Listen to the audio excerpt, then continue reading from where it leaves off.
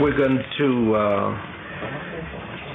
kind of conclude the aspect of Bereshit, Genesis, that we didn't complete because I guess we spent about close to 3 hours the last time, and I thought it was time to quit, right? The most important aspect that we only touched upon, but that we did not really delve into, which coincidentally has to do with this week's portion, which is Parshot Vayera. Parshat Vayera. And as in all classes, we want to immediately press the right keyboards and open up the mental computer so that we can grasp not only the 5% understanding, but to permit that vast mental computer of grasping many levels of the same thing. So even though after leaving the class we think we have one state of understanding, but little by little we begin to review what we've studied, and suddenly we see many other facets. So we begin by reading in Parshat Vayera, Lavchia Patach.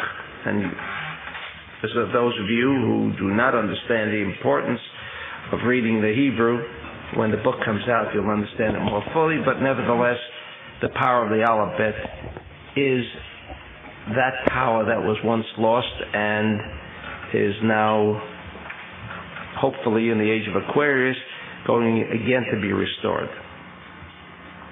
Power of the alphabet. Therefore we are reading in Hebrew, and I wish to repeat for those of you who have no knowledge of Hebrew, can't read Hebrew, never read Hebrew, don't even know the alphabet.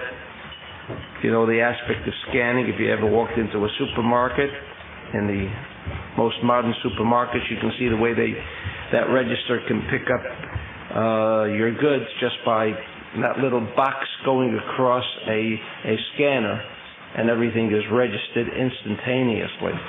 So that's the same way we deal with the reading, even though if you don't understand it, but read it.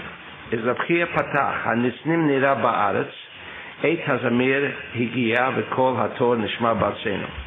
This is a verse in Song of Songs, Shir HaShirim, which says that suddenly the crops appeared, and it was the time for singing, and the Kol HaTorah, Tor, suddenly was heard in the land. This is referring to, according to the Zohar, to Genesis 2. You know, we discussed Genesis 1, and Genesis 2 is where we deal with the actual physical corporeal manifestation of Genesis. Genesis 1 dealt with thought, energy, intelligence, nothing more. It dealt with the reality. It dealt with the 99% of everything. It dealt with the 99% of a table, which is obviously not the physical wood, but it is that thought intelligence consisting of atoms, which again is only 0.1% of reality. It's the 99% that we're talking about. That's what we want to connect to, because reality is where everything exists, all information exists, and where the cosmos actually exists. Kad bara kudsha berichu alma. When the Lord created the world, Yahiv ba'ara kol chela ditchazer la. He infused and inserted all of the energy that earth would ever need. However, the kula hava ba'ara, and it was all there. But velo afikat even be'alma, but it did not produce any fruit whatsoever. The earth was there, the trees were there, everything was there. But everything remained in a state of animated suspension. In other words, It was what we can picture to some extent like the seed, potential. We don't even know what potential means. We only know in the frame of reference relative to actual. Actual. When things become manifest, when things are in movement, they are actual. Before that, it is thought. Thought is not actual, so thought is potential. When I think of doing something, we call that potential because it's only in thought. It has not become manifest, so we call that potential. At the time of creation, everything was in animated suspension, was in a state of potentiality. That means the sun that shines in Genesis 1 was a sun that did not shine, but had the potential to shine, but it did not shine. It did not shine. Ad de'itvare Adam, until Adam was created. Keven de'itvare Adam, kula itchaze ba'alma va'ara gliat eba v'chela de'itpagdu ba. A revelation by the Zohar. When in Genesis 2, Adam was actually created, when he was drawn forth from the earth, Adam, from the Adamah, at that point that Adam became a living, physical, human being, suddenly everything began to sprout. Everything began to appear in movement. Everything began to become revealed as we know it today. Kigavna da shamayim, the heavens, all of the heavens, lo yavu chelin la'ara ad ata adam, the heavens, which produces rain, clouds, everything that pertains to the heavens, all of the planets that orbit, did not make any movement until Adam was created. Adektiv v'chol siach hasadeh terem yeh ba'aretz v'chol esef hasadeh terem yismach ki lo imtir Hashem Elokim al haaretz v'adam ayin lavodet ha'adama.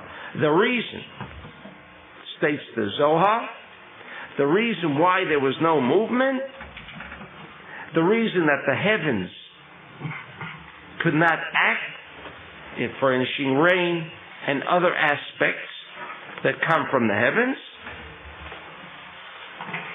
were not revealed.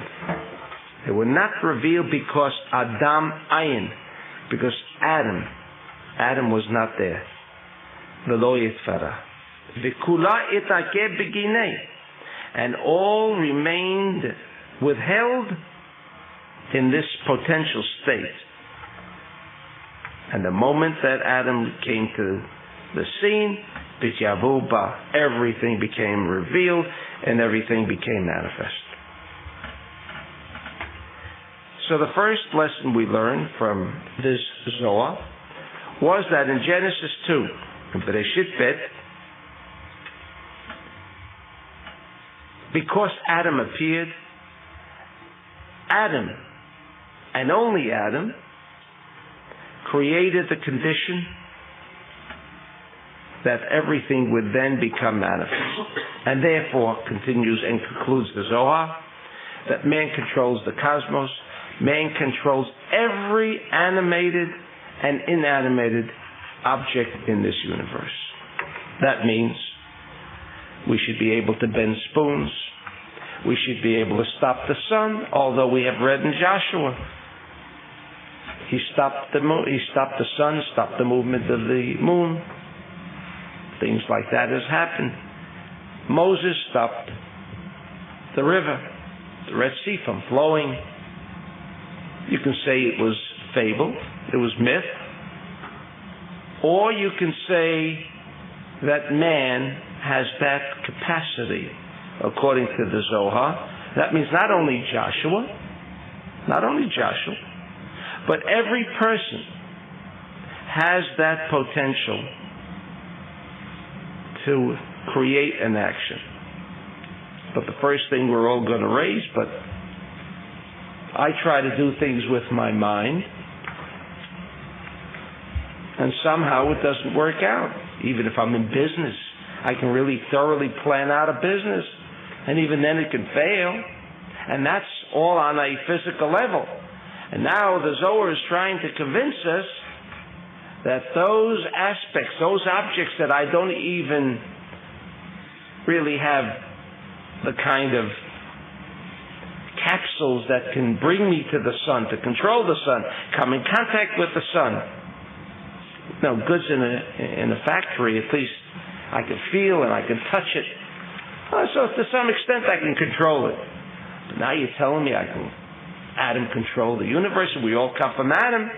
And therefore the Zohar says, everyone, because we're all Adam, everyone has that same power to control. But why don't we see it today? Does it really exist? If you remember, we have repeated time and time again that the physicist today has come to the final conclusion that if I'm in New York and I'm thinking of flying to California next week, but because right now I'm thinking of going to California, in fact, in that trip to California, I'm going to take off a couple of hours and walk along the beach on the Pacific Ocean. And while I'm on that sandy beach, I'm going to create footprints. Those footprints already appear before I land in California and before I start walking on that beach. This is the conclusion, and I'm not a physicist, and of course they admit they do not understand how could something occur when on a physical level the individual hasn't even come there. How could that footprint appear? But this is a firm conclusion that because of quantum, which for the Kabbalists was a simple explanation, space and time not being in two places at the same time is an illusion. An illusion? I'd like to be in California, or maybe I'd like to be down in Florida. I'd like to be in a warm spot right now. Can I be there? If you've ever been to Acapulco, close your eyes for a minute. Could you be there? Mm-hmm. Could you enjoy it? Mm-hmm. In that thought? Absolutely. Can you feel warm? Absolutely. That's what the fellow in the mental institution does all day. He's enjoying life 24 hours a day. And the reason he's still there is the doctors have got to do something about that. How can they take him out of this happy position? Right? I mean, how dare he be happy all day?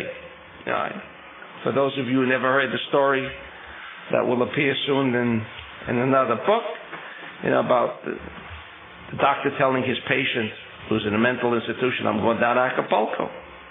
He says, I'll see you down there. Of course, it's obvious that the man is deranged and they're not going to let him out of here. And the doctor, you know, prepares for this well-earned vacation with his wife, comes to the airport, snowstorm, 7 hours in the plane on the ground until they get clearance, and then he's got a suite facing the ocean, gets there, and, you know, he's been told that they were overbooked, right? We have to repeat that story because we really don't want to believe it. And the only available room is the one down in the cellar. What's he going to do now? He's got there. And he has to go through these 3 weeks of misery and comes back the same situation. And they're snowed in, and so he's flying all around. And when he gets down there, I mean, he can't even get his car to take him home. I mean, it's a real disaster. He gets finally back to the hospital, and the patient says, how'd you enjoy yourself? He says, worst time I ever had. Terrible. I should never have done it in the first place. He says, why? I was down there with you. What a wonderful time I had. I rolled out my jet, got to Acapulco. I reserved in advance the suite, and there it was ready. In fact, I didn't even feel like eating in the dining room. I was served in the room all the time. The chauffeur picked me up each day to travel out on the sandy beach, and what a great vacation. Now, of course, the doctor hears this. He summons all the other doctors. This man is really getting worse. You understand? He's getting worse. I mean, he's great. This doctor is great with all his vacation, but he's getting worse because he's enjoying himself. So what's reality? We've been so conditioned to what reality is that we're forgetting what really reality is all about. Reality tells us the physicists today is not what the five senses can observe. They're crazy, maybe. Right? They may be crazy. You know, the old saying, what I can feel, touch, that's reality. They tell you, no, that's no longer reality. That's an illusion. You ever heard of an uncertainty principle? Illusion. It's an illusion. Don't believe it, they're telling us today. Just the opposite of the way they used to convince us about don't believe anything you don't see, feel, touch, smell. Today's the other way around. The five senses is a total illusion. Therefore, we begin with the premise that what we imagine and what we think is reality. But then you'll say, well, I want $1 million to come right down. If thought can produce $1 million, I want $1 million to appear on the table. Well, I'm the mental patient now, and I say I see it. But you all say, but I don't see it. But the physicist told us what you don't see is not reality. It's really there. And I enjoy it because I see it on the table. Who's going to tell me that? Am I insane? The physicist says that 5% is not reality.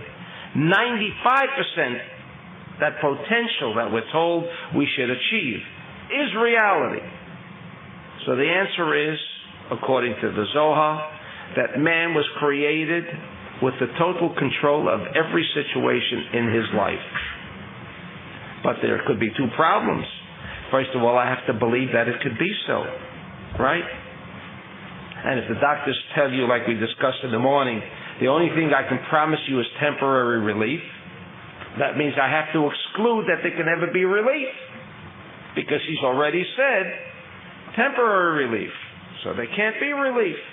In your mind, you've established temporary relief. That's all you're ever going to get. This is what the Zohar is trying to tell us.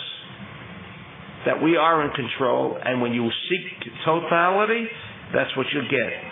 But unfortunately, we are so consumed in the aspect of 5% of the illusion. Therefore, we never achieve that which we believe we want to achieve. But that we have this potential, and that in Genesis 2, in Bereshit, this condition was created, the answer is absolutely yes. Absolutely yes. Nothing moves in this universe. Nothing moves in this universe without man or mankind's activity. Nothing. Nothing. But you say nothing seems to change. If I can change the sun, doesn't it appear as if it moves and I have no control? And I have no control. The answer is, when I see that the sun is moving, it might very well be an illusion. It might be an illusion. According to the physicists, it is an illusion. Now, what does it mean if I stop the sun or I don't stop the sun? In the area of 95%, if I say I want to stop the sun, assuming there are other conditions, obviously, that would require something from me before I can do whatever I want to do. But the fact that I do not observe the sun, not stopping, does not necessarily mean that the sun hasn't stopped. This already is established within quantum physics. It's already been established. I don't have to prove that point any longer.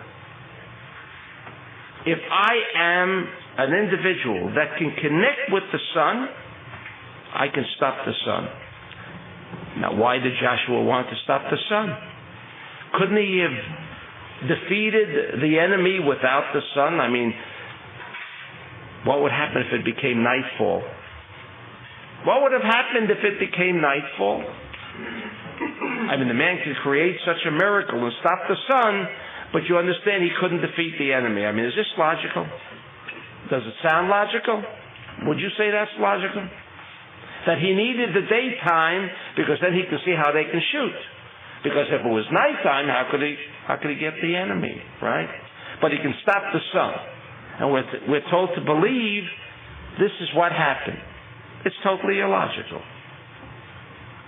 So if we want to merely read the Torah, as the Zohar says, on that superficial level, you've got nowhere. Therefore, we must interpret what happened with Joshua in another area, in another frame of reference.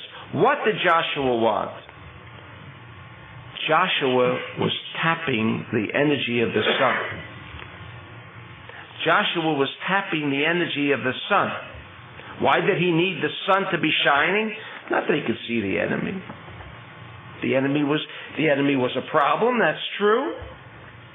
But whether it became nightfall or whether it was daytime was not his problem on that physical level. Because we know that the sun represents not something that shines, but a thought, energy, intelligence. It's a power. We tap the energy of the sun. Nightfall, you would say, at night it became dark. The sun stopped shining. Is that true? Of course not. The sun is not shining right now in Hong Kong. The sun is not shining now, not California, but certainly in the Philippines. What does it mean? That he needed, or he didn't want the sun, because the sun follows the commands, not the physical sun. The Torah was never discussing that physical illusionary realm called the sun. The sun has a thought, energy, intelligence. Because you have to ask yourself the question, why does everything rotate around the sun? No astronomer ever dreamt of asking the question, let alone receiving an answer. Why does everything revolve around the sun? Along came Shabtai Danilo, that famous physicist, that famous physician, and above all, that famous astrologer and astronomer, who obviously took this space capsule to the sun, investigated and explored the sun, and found out that the sun has a balanced state of all energies that exist in this universe. It's balanced. And the reason why everything twirls around is like the electron. Don't ever ask the physicist why the electron circles around the nucleus. That's not a question. Everyone knows that is. He has a problem today because he says you can't very well see everything. But let's just say he knows. We all believe it's there. But why does it circle around? Why? How does the Zohar answer that? Because the electron has a thought, energy, intelligence called the desire to receive, ratzon lekaber, and it's always hungry, and it needs the nucleus to keep tapping. That's why it keeps circling it around. It tries to get close. The minute it gets close, we know the aspect of restriction. Is that right? Everyone wants to get close to the sun. Why? Because the sun has this source of energy, that everyone and everything wants to tap. Can we exist without the sun? No. What Joshua and what the Navi was talking about It was not the physical sun. He didn't need the assistance of daylight to control the enemy. But Joshua knew how to tap that power of the sun. And what Joshua knew was that everything in this universe is governed by laws and principles. That means when in this area at 8:30 New York time, that sun which is still shining, for this area, the aspect of negativity, the aspect called night. In other words, what brought night? The sunset. That's a fool. It's like, why is Jerusalem or Israel the holy city or the holy land? Because the temple was there. But the Kabbalist asks, why was the temple there in the first place? To make that place holy. Because nothing on a physical level can ever explain away why things are the way they are. The leaf, the branch, observing it and exploring a branch doesn't tell me what that seed contained. Nothing that follows can ever explain the thing it came from, unless I have that seed in front of me. So why does the sun set? And what did Joshua mean when he said, I was stopping the movement of the sun? He was stopping not the physical sun. That could have gone on. That wasn't important for him. What he stopped was nightfall, which represents another energy intelligence called night. Darkness. What is darkness? Not the desire to share, not balancing. It's like the electron. Continually, in fact, we even know some people who run around in circles all day and they're throughout their entire life. Do we know people like that? It's the same thing. Why are they running around in circles? Because they haven't achieved. They're looking for something that they can't seem to get a handle on. Why are they running around? Why don't they just sit quiet and relax? Take it all in, enjoy themselves. They're on the go all the time. Why? Like the electron. Like all those planets. See, the cosmos is one. Quanta says everything is one. Everything behaves the same way.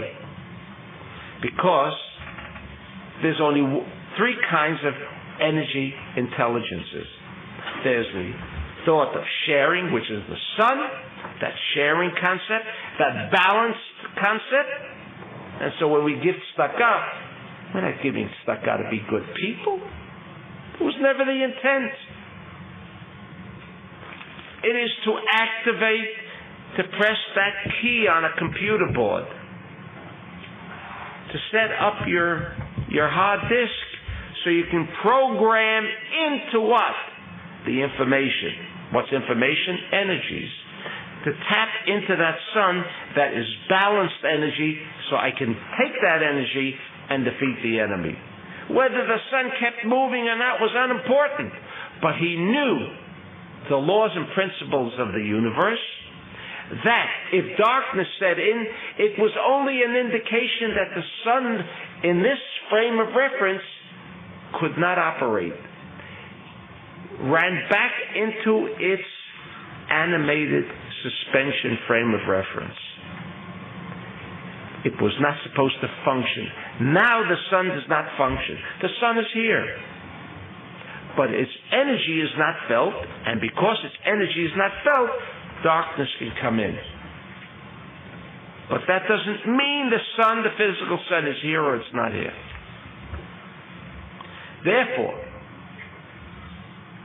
what Joshua was trying to attempt was through, and he knew the Kabbalah obviously, Moses knew it as well, he revealed it in Parshat Beshalach, the 72 names, and that he passed on to Joshua. So Joshua knew how to tune in and control, not control that the sun didn't move, but that the sun did not cease to function as an energy power like it functions during the day. We all feel its warmth.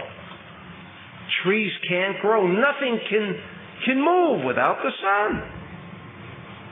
So what Joshua accomplished, because man has dominion, says the Zohar in Genesis 2, over everything that exists in the cosmos. So Joshua took control of the sun. What sun? The physical sun? The 5%? The illusion? That's not where he's at. He wants to get into reality. He wants to get into the real stuff. And so he prevented that energy, the internal energy of the sun, from ceasing to manifest itself, even though it was nightfall. Even though you couldn't see the sun, but the force of the sun remained still. What does it mean it remained still? It functioned like it would during the day. And so the moon stood still. What do you mean the moon stood still? That's another question by and within itself. The moon stood still. I mean, the moon could be during the day. Have you ever seen the moon during the day? So why does the verse have to go into explaining that he put a stop to the sun, he put a stop to the moon? Tails? What we're talking about is a cosmic code, as the Zohar says. There is nothing more in that Torah. Nothing that could be translated, could be interpreted on a physical level. Nothing. It is only to provide us how we can take control not only of the cosmos, but at its very least, at least take control of our own lives. And that's where really we don't want to bend spoons, because that isn't going to help much. That isn't going to prevent someone driving on a highway and some drunk coming in at that moment at the wrong time and hitting somebody. What is bending the spoon? If you don't even know, you're not aware of what's happening. Can we control these things? That's what the Torah provides us with. That information for only one reason, that we can again relive that moment of Adam Rishon before the sin, when he is in total control of everything and total control at least of his own life. Therefore, when we ask the question, the moon stops, the moon doesn't stop, I want the money to be on the table. If I am in the state of consciousness like Adam Rishon or Joshua, and I have learned the rules, the channels on how to make connection, because if Joshua couldn't make connection, it's like my face is that way, and Dov is facing the other way, and we're not talking to each other. If there's no communication, then you don't know what I want to say, and I don't know what you want to say. There's got to be this aspect always referred to in the Kabbalah as face-to-face. What do you mean face-to-face? Making connections. So, we know that in the Ana B'Koach, that prayer of Ana B'Koach, that we recite in the morning, we recite in the afternoon, we recite with kavanot. Kavanot. Meditation. Particular letters. What is the purpose of that? Why did the Sefer Yetzirah bring that to our attention? Why did the Zohar bring it to our attention? Why did Rabbi Isaac Luria bring it to our attention? Why did all the Kabbalists bring it to our attention? Because, as Rabbi Shimon said, in the age of Aquarius, the Zman HaMashiach, all this information will again be restored. It's here now. It's all printed. Nobody can tell anybody to study or not to study. It's all there. You just have to walk into a bookstore and you can buy it. So it's not a question any longer regarding the availability of this information. It's all there. So some understand it a little deeper, some understand it a little less. But it's all there already. And therefore we have kavanot, therefore we have prayer. For what reason do we pray? For what reason? Because prayer is that form of system of connection, the channels, by which we can actually control and dominate everything around us. And despite the fact that maybe I don't see it, I think we wash that out. Who wants to operate on the 5% level of the five senses? 5 senses, 5% is crazy. I guess the psychiatrist devotes 1% to each of the 5 senses. Why does he choose 5% and why are there 5 senses? I guess they finally came down to the last 5. But they recognize that the 95% is your potential. Bring it out. How? What school can you attend? Harvard doesn't give a course on revealing the 95%. So where do you go? Where do you go? Who can teach it to you? The Kabbalah makes at least an attempt to bring out that potential of the individual. How can you bring out that potential? By making yourself connected with things that are reality. We're past, present, and future. Because if I wanted that money on the table, and we're talking about a Kabbalist who could do that, but why did he want the money on the table? Can you imagine if you put $1 million on the table, close the room, and walk back 50 years later? What do you find? Nothing more than the $1 million served no purpose. So you could have possession of something. It does not necessarily mean that you control it. So when the Kabbalist said, and he made that connection, he could connect to what? Not that physical. He didn't need the manifestation of the physical being to be able to make use. He made use of energies which are far more superior than to the physical connections. Therefore, getting back to the original point of the Zohar, whatever we want, whatever we desire, that is what we get, as we've learned in the Talmud Sefirot. There is no question about it. All of us can close our eyes for a minute. All of us. And we can be wherever we want. And if you think you wanted to have that $1 million, what could $1 million buy you? Could it buy you a castle of 285 rooms? No. Why settle for $1 million? Settle for the castle if that's what you really want. You can have it in a minute. There's only one problem. How do I maintain it? You see. How long can I dream? In fact, if I could keep dreaming, it would be great. But you see, there are other things that happen along the way. In meditation, you could begin meditating about one thing, and it doesn't take maybe 5 seconds, 20 seconds, or a minute, you're off to something else. You no longer enjoy that which you began to dream. Think about that for a minute. You lost it.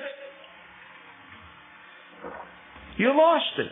You're out to something else. Now you're out to some argument you had last week with some fellow, which is so upsetting. And that's taking up now 20 minutes of your thought. Is that right? You've lost your 250-room house with the 87 Mercedes, right? With your jumbo jet, which has your own bed and everything else of all the amenities. And they don't let you. You got to think about something else. about it. They don't let you. See, the Kabbalist could stay right on. He could stay right on. He knows how to maintain it. In Talmud Sfirot, what we learn in the morning is the method by which we want to capture, but maintain it. Because there's too much going on that doesn't permit. It doesn't permit us to retain it. That's where you separate the men from the boys, you see. The boys can think he wants everything and he gets it for a minute. This is something that is going to need a lot of re-education to come to the conclusion that whatever we want, we achieve instantly, because Adam Arishon and every humankind following Adam Arishon by being there. Because Adam Ayin Lavod, he wasn't there, nothing existed. Adam Arishon was there, everything came out into reality, into the real reality. That is true for us today. But we have a problem. How do you maintain that? How do you stay away from illusion? Okay, we'll have a 5-minute break.